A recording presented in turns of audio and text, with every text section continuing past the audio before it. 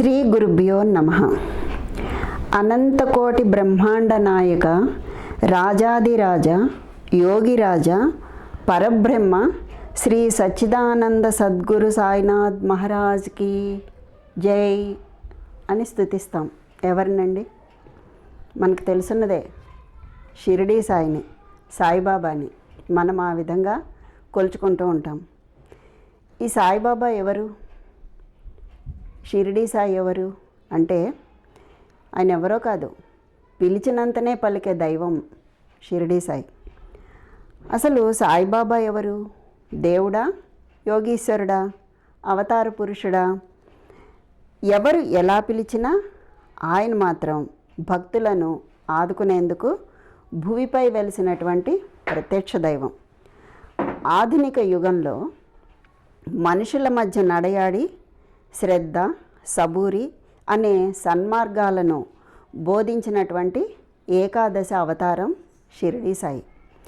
ఎక్కడ పుట్టాడో తెలియదు, ఎలా పెరిగాడో తెలియదు, ఎక్కడ నడయాడాడో కూడా తెలియదు, కులమేదో మతమేదో తెలియదు. అయినా అన్ని మతాలు తనవే అన్నాడు. ఈ లోకమే తన తల్లిదండ్రులు అన్నాడు. ఆయనే షిరిడీలో కొలువైనటువంటి ప్రత్యక్ష దైవం షిరిడీ సాయిబాబా. 1838 నుండి 1918 ఆ సంవత్సరాల కాలంలో, అంటే ఆ మధ్యకాలంలో ఎంతోమంది భక్తులను కరుణించినటువంటి దైవం సాయిబాబా.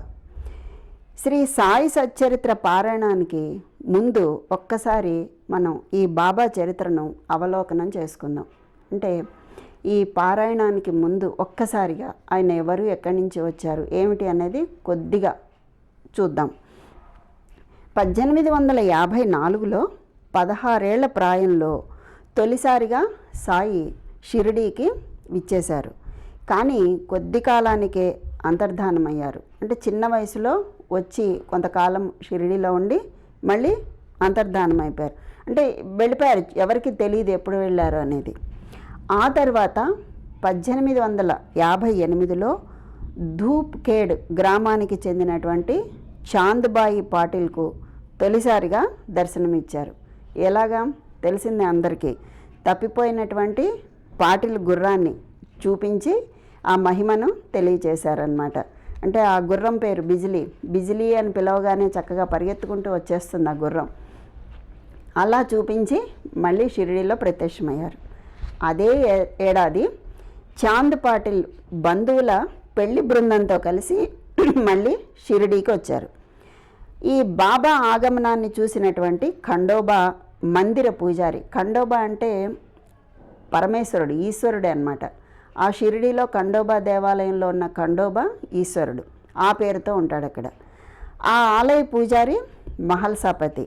ఆయన ఆవో సాయి అని స్వాగతం పలికాడు. అలాగా మహల్సాపతి పిలిపే ఆయనకు నామంగా స్థిరపడిపోయింది. రండి సాయి అన్నారు కదా, ఆ సాయి అన్న పేరే ఆయనకి స్థిరపడిపోయింది. 1858లో షిరిడీకి వచ్చినటువంటి సాయి ఆనాటి నుంచి ఆ గ్రామంలోనే ఉండిపోయారు. ఈ పాడుపడినటువంటి మసీదునే నివాస స్థానంగా ఏర్పరచుకొని దానికి ద్వారకామాయి అని పేరు పెట్టుకున్నారు. కుష్ఠరోగగ్రస్తుడైనటువంటి బాగోజీ షిండేకు ఉపశమనం కలిగించేందుకు కట్టెలను పేర్చి మంటలను వెలిగించారు. ఆనాటి నుండి నిరంతరాయంగా వెలుగుతున్నటువంటి ఆ అగ్నిహోత్రానికి ధుని అని నామకరణం చేశారు. ఇప్పటికీ కూడా మనకి సాయిబాబా మందిరాల్లో ధుని ఉంటుంది కదా, అదే అది. ఆ ధుని నుండి వచ్చినటువంటి బూడిదనే ఉచితంగా భక్తులకు పంచిపెడుతూ ఎన్నో రోగాలను మటుమాయం చేశారు. ఆ తర్వాత 1886 ఏప్రిల్లో 72 గంటల పాటు సమాధిలోకి వెళ్ళి తిరిగి వచ్చి తాను సాధారణ మానవుణ్ణి కాదు అని నిరూపించుకున్నారు బాబాగారు. ఇంటింటికి వెళ్ళి భిక్షను స్వీకరించడం ద్వారా భక్తుల యొక్క పాపాలను హరించారు. సబ్కా మాలిక్ ఏక్ అంటూ రాముడికి రహీంకి భేదం లేదని నిరూపించారు.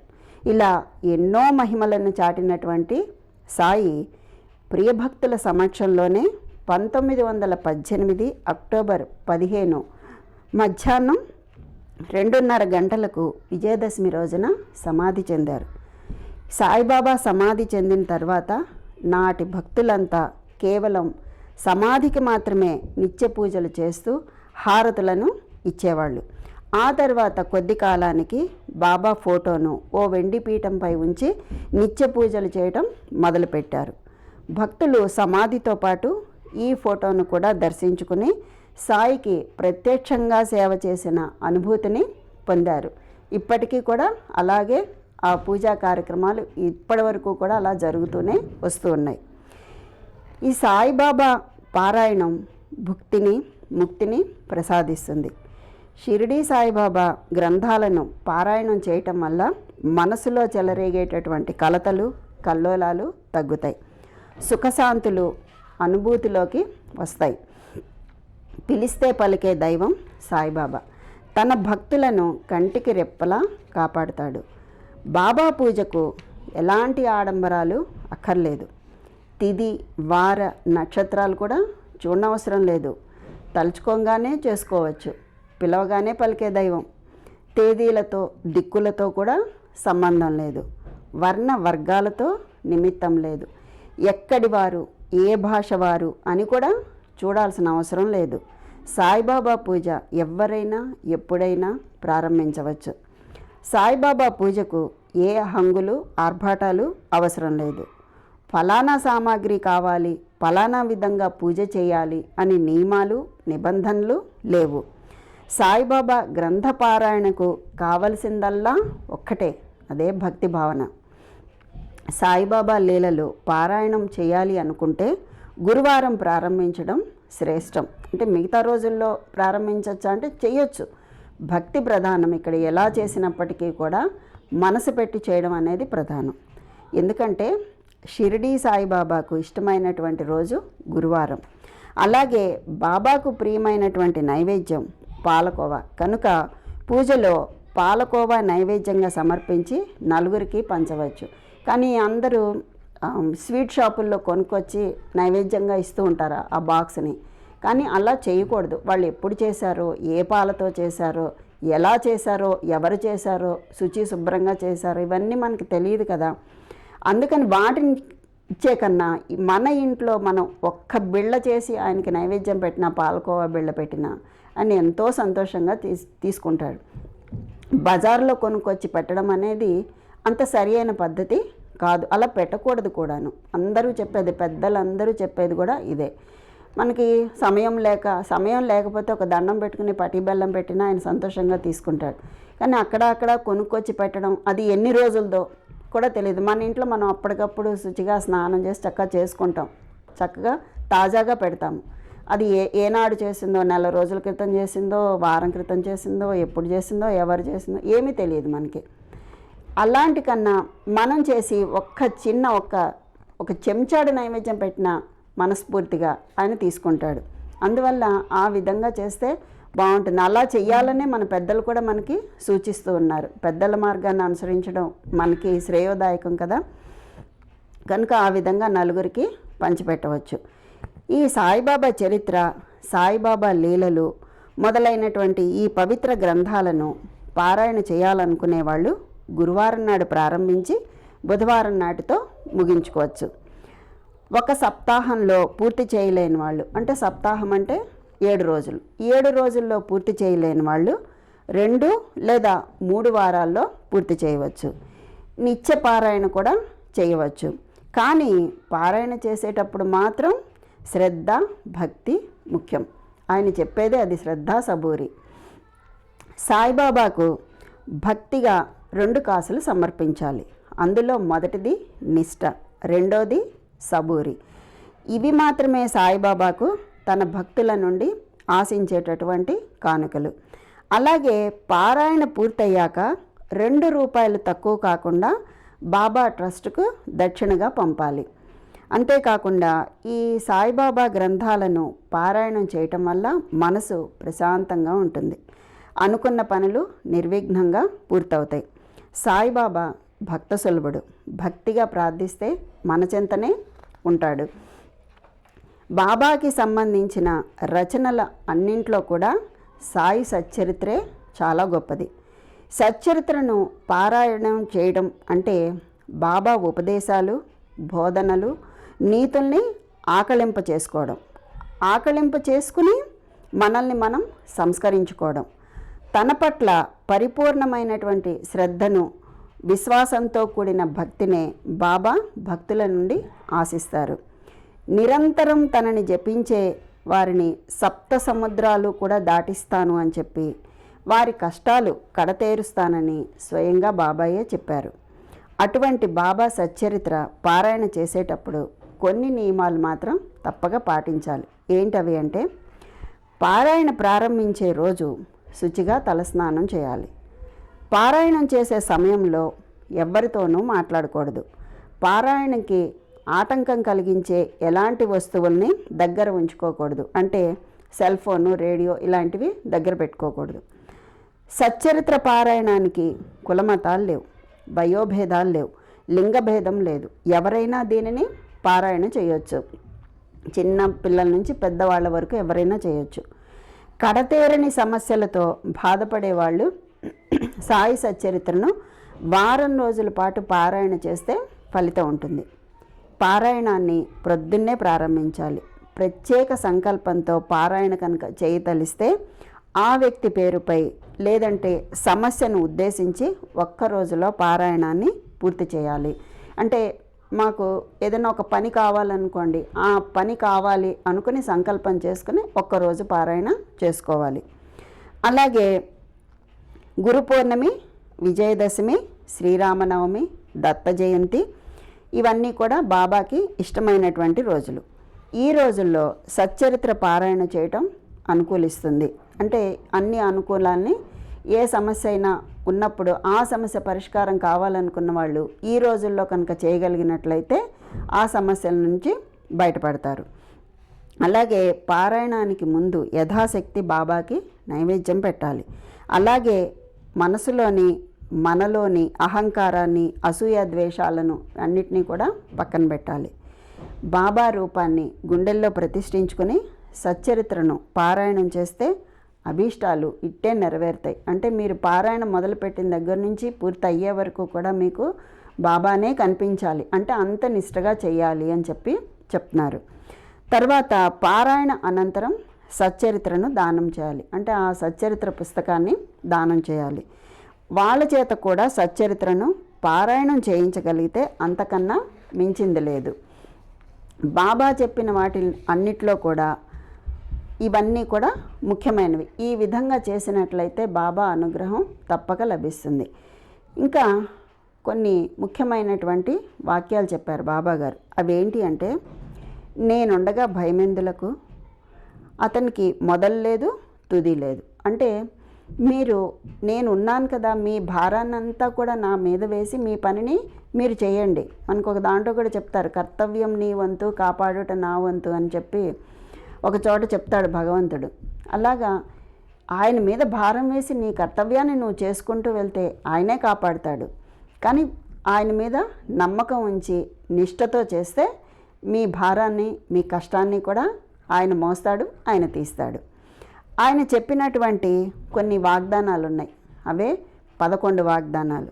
అవేంటి అంటే, షిరిడీలో అడుగుపెట్టిన వారి కష్టాలు తీరినట్లే. ఎన్నో కష్టాలు పడుతూ ఉంటారు. వాళ్ళు కనుక ఎలా అయినా షిరిడీ ప్రవేశించినట్లయితే వాళ్ళ కష్టాలు తీరిపోయినట్లే. అంటే నెమ్మదిగా ఒక్కొక్కటి సర్దుకుంటాయన్నమాట. మసీదు మెట్లు ఎక్కగానే దీనులలో సంతోషం వెల్లివిరుస్తుంది. ఆ మెట్లు, ద్వారకామాయి, మసీదునే ద్వారకామాయి అన్నారు కదా, ఆ మెట్లు ఎక్కగానే మనసులో ఎంతో ఆనందం కలుగుతుందన్నమాట. అమ్మయ్య అనిపిస్తుంది. ఎందుకంటే మనం ఎవరైనా ఆత్మీయులు, అమ్మ నాన్న ఇలాంటి వాళ్ళ దగ్గరికి వెళ్తే అమ్మయ్య అనుకుంటాం కదా, అలాగా ఆ బాబా దగ్గరికి చేరుకుంటే ఆ మసీదు మెట్లు ఎక్కగానే మనకి ఆ ఆనందం అలా వస్తుంది. నేను ఈ భౌతిక దేహాన్ని విడిచిన తర్వాత కూడా సచేతనంగా ఉంటాను. ఈ భౌతిక దేహాన్ని వదిలేసినప్పటికీ కూడా నేను ఏదో రూపంలో ప్రాణంతోనే ఉంటాను, సచేతనంగా చేతనం కలిగే ఉంటాను. నేను మీకు సహాయపడతాను. అలాగే నా సమాధి నా భక్తులను దీవిస్తుంది. నా సమాధి దగ్గరికి వచ్చి ఎవరు ఏ కష్టం చెప్పుకున్నా వాళ్ళకి ఆ కష్టం తీరుతుంది. వారి అవసరాలకు అక్కడే జవాబు లభిస్తుంది. అంటే మీరు ప్రార్థించడంలో తేడా ఉంటుంది తప్ప లేదు, మీరు నిష్టగా ప్రార్థిస్తే దానికి సమాధానం బాబాగారు మీకు గోచరింపచేస్తారు, అది అక్కడే లభిస్తుంది. తర్వాత నా సమాధి నుండే నేను మీకు దర్శనమిస్తాను. మీరు కోరుకుంటే సమాధి నుంచి ఆయన దర్శనమిస్తాడు. నా సమాధి నుండే నేను మాట్లాడతాను. మీరు పిలవండి, ఎలుగెత్తి పిలవండి, ఆర్తిగా పిలవండి, బాధగా పిలవండి, ప్రేమగా పిలవండి, ఆయన పలుకుతాడు. నా వద్దకు వచ్చి శరణు కోరిన వారికి సహాయం చేయడానికి నేను ఎప్పుడూ ఉంటాను. ఇప్పుడు ఎవరైనా అడిగితేనే సహాయం చేస్తారు, అడగందే అమ్మైనా పెట్టదంటారు కదా. మీరు వెళ్ళి అడగండి, బాబా నాకు ఈ సహాయం కావాలి, మీరు తప్ప నాకు వేరే దిక్కు లేదు, గత్యంతరం లేదు అని అడగండి, ఆయన తప్పక సహాయం చేస్తాడు. మీరు నా వంక చూడండి, నేను మీ వంక చూస్తాను. ఆయన ఎప్పుడు కోరుకునేది అదే, నన్ను చూడండి, మీరు నన్ను చూస్తే నేను మిమ్మల్ని చూస్తాను. అంటే భగవంతుడి వెంపు తిరగండి. మీరు అలా తిరగకుండా ఈ ప్రాపంచిక సుఖాల వెంపు వెంపర్లాడుతూ వాటి వెనకాల తిరుగుతున్నారు, దానివల్ల మీకు ప్రయోజనం లేదు. నన్ను చూడండి, మిమ్మల్ని నేను రక్షిస్తాను, మీకు ముక్తిని మోక్షాన్ని ప్రసాదిస్తాను, అందుకని నన్ను చూడండి, నేను మిమ్మల్ని చూస్తాను అని చెప్తున్నాడు. ఇంకా మీ భారాలను నాకు అందిస్తే నేను తప్పక మోస్తాను. నీకు ఏ భారం ఉందో చెప్పు, అది నేను మోస్తాను, నువ్వేం దిగులు పడకు, నా మీద వేసేయి, నీ పని నువ్వు చేసుకో హాయిగా అని చెప్తున్నాడు. నా సహాయం బోధన కోరిన వాళ్ళకి వెంటనే లభిస్తాయి. నా సహాయం ఎవరు అడుగుతారు? నా నుంచి మీరు ఏ బోధ కావాలనుకుంటున్నారో అడిగితే అవి మీకు వెంటనే నేను ప్రసాదిస్తాను. నా భక్తుల ఇంట లేమి అనేది ఉండదు. అంటే నా భక్తులు ఎవరైతే ఉంటారో వాళ్ళ ఇళ్లలో దరిద్రం అనేదే ఉండదు. ఇది లేదు అది లేదు అన్న సమస్యే ఉండదు. వాళ్ళు ఎప్పుడు అంటే కావలసినవన్నీ కూడా సమృద్ధిగా దొరుకుతాయి. లగ్జరీ ఉండక్కర్లేదు కదా. తిండి బట్ట ఉంటే చాలు మనకి. గూడు గుడ్డ అని చెప్పి అంటారు కదా. ఈ 3 ఉంటే చాలు. ఆ 3 ఉంటే మనకి అన్నీ ఉన్నట్టే. ఇలాగా ఆయన 11 సూత్రాలను మనకి చెబుతూ వాటి వాగ్దానాలను కూడా మనకి చేశారు. ఆయన అవన్నీ కూడా మనం నిష్టగా చేసినట్టయితే ఆయన నెరవేరుస్తాడు అవన్నీ కూడా. అంటే నాకు కూడా కొన్ని అనుభవాలు ఉన్నాయి, అందుకని మనం చేయడంలో ఉంటుందంతా కూడా శ్రద్ధ సబూరి అన్ని. నీతిబద్ధమైనటువంటి నియమబద్ధమైనటువంటి జీవనం గడపమని, ఇతరులను ప్రేమించి సహాయం చేయమని చెప్తారు ఆయన.